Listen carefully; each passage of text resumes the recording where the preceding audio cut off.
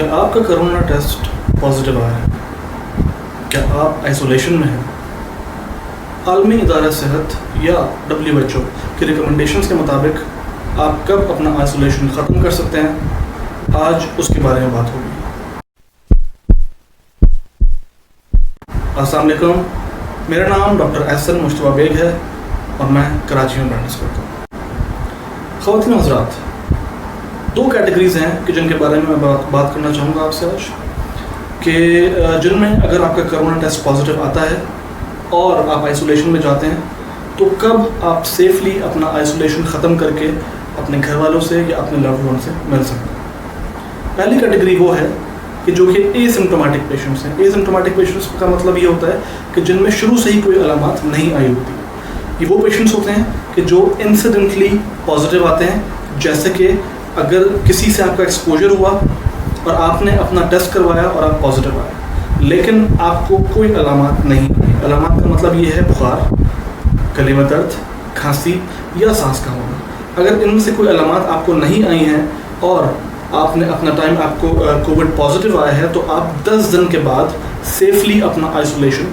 ختم کر سکتے ہیں اور آپ کو ریپیٹ کووڈ ٹیسٹنگ کی کوئی ضرورت نہیں ہے according to WHO guide lines.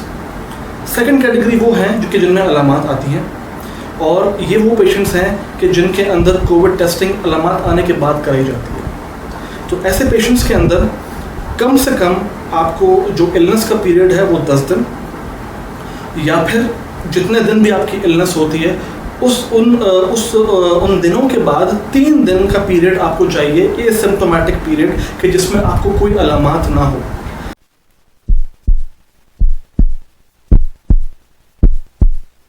آپ کو جیسے فار ایگزامپل اگر 2 دن سے علامات آئی ہیں تو آپ نے اپنا 10 دن کا پیریڈ پورا کرنا ہے، اس کے بعد 3 دن اور آپ نے کرنے کے بعد اپنے جو ہے وہ ختم کر دینا اپنا آئسولیشن۔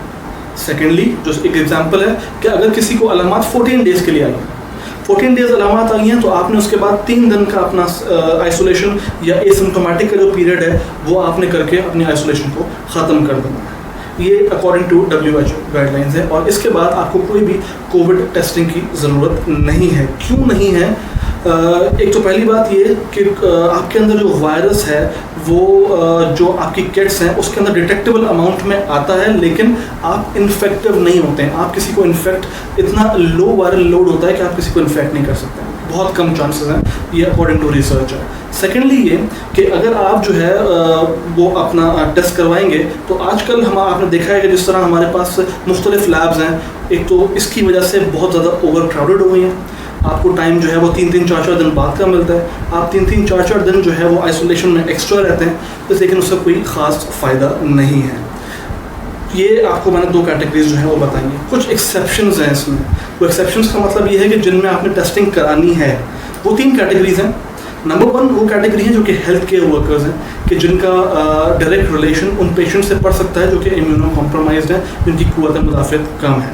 تو ان کے لیے آفٹر دا سمٹمس پیریڈ یا پھر اسمپٹومیٹک پیریڈ آپ کا گزر جائے تو اس کے بعد 2 PCR یا 2 اپنے کووڈ کے ٹیسٹ جو کہ نیزل یا اورل سواب سے ہوتا ہے وہ آپ نے کروانا ہے۔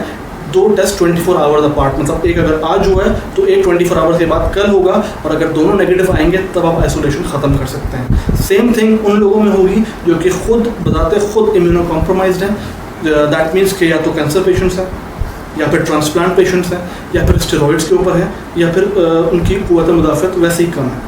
تھرڈ وہ ہیں کہ جو ڈومیٹریز میں رہتے ہیں، یعنی ہاسٹلس میں رہتے ہیں یا پھر جیلز میں رہتے ہیں۔ ان کا مطلب یہ کہ بہت کلوز ان کا جو ہے وہ رش والی جگہوں کے اوپر ان کا رہنا ہوتا ہے، تو ان کے اندر بھی یہ رول اپلائی ہوتا ہے، رائٹ۔ تو یہ کچھ گائیڈ لائنس ہیں according to world health organization کہ جن کے بیسس کے اوپر آپ اپنی آئسولیشن کو جو ہے وہ ختم کر سکتے ہیں۔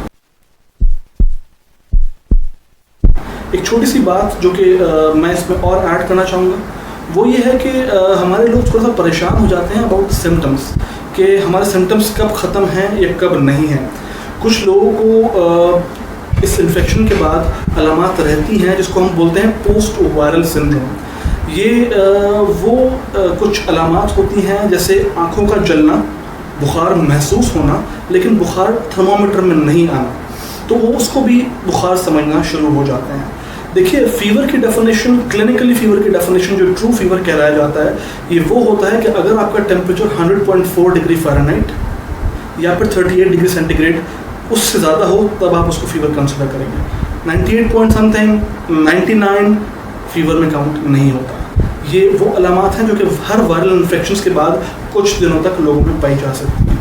सेम थिंग अगर किसी को कोई कॉफ है, वो भी वायरल इन्फेक्शन के बाद कुछ अरसे, हफ्ते 2 हफ्ते परसिस्ट कर सकती है, लेकिन अगर उससे ज़्यादा परसिस्ट करे तो फिर आपने अपने डॉक्टर से रुजू करना है। सेम अगर आपको जो है वो वीकनेस महसूस हो रही है, जिस्म टूट रहा है, सर में दर्द हो रहा है, चलने फिरने में मुश्किलात हो रही है, ये वो अलामात हैं जो कि पोस्ट वायरल सिंड्रोम का खासा है।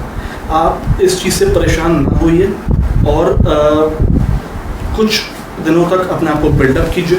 बिल्डअप का मतलब ये है कि आपने खाना पीना अच्छा करना है, आपने अपनी हाइड्रेशन अच्छी करनी है, आपने नींद अच्छी करनी है, आपने जंक फूड अवॉइड करना है। ये तमाम चीज़ें आप करें ताकि आपके अंदर जो है वो बिल्डअप हो, आपके एनर्जी स्टोर्स जो कि वायरल इन्फेक्शन की वजह से डिप्लीट हो चुके होते हैं।